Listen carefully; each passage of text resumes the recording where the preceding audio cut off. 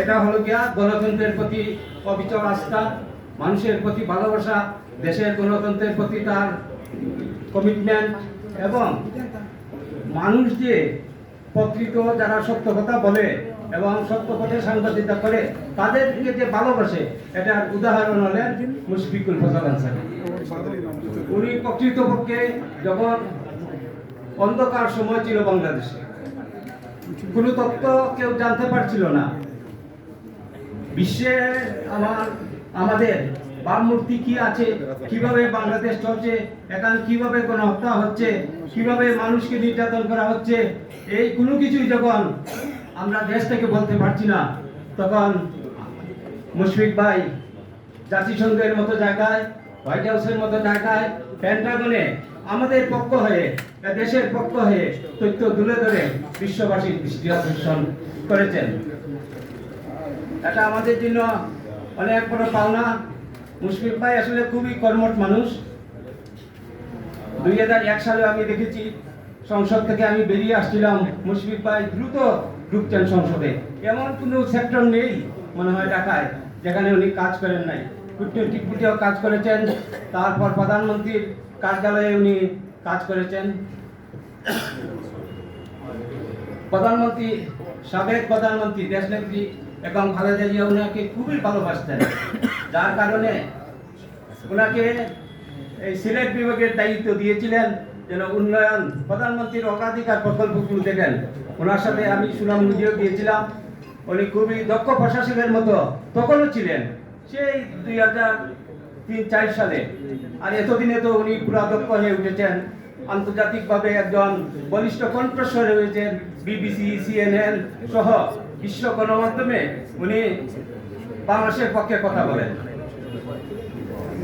আগামীতে মুশফিক ভাই আরো ভালো জায়গায় পৌঁছাবেন, এটা আমরা আশা রাখতে পারি।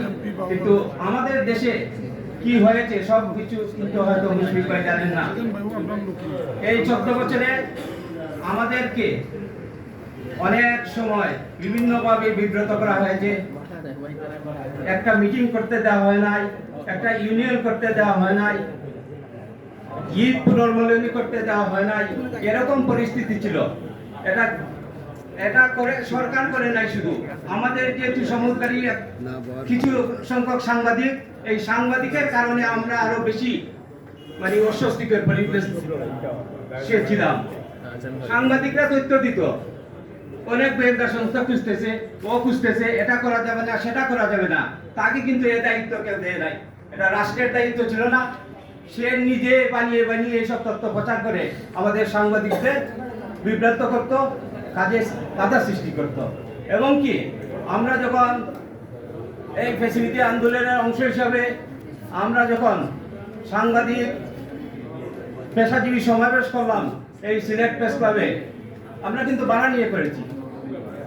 জাতীয় প্রেস ক্লাবে যদিও ইউনিয়নগুলা বিনা পয়সায় যে কোনো হল ইউজ করতে পারে, দুই তলায় 3টা হল আছে, যে কোনো হল ইউজ করতে পারে, আমরা কিন্তু এটা ভাড়া নিয়ে করেছি যাতে ওনাদের উপরে কোনো প্রেশার না আসে প্রেস ক্লাবের উপর।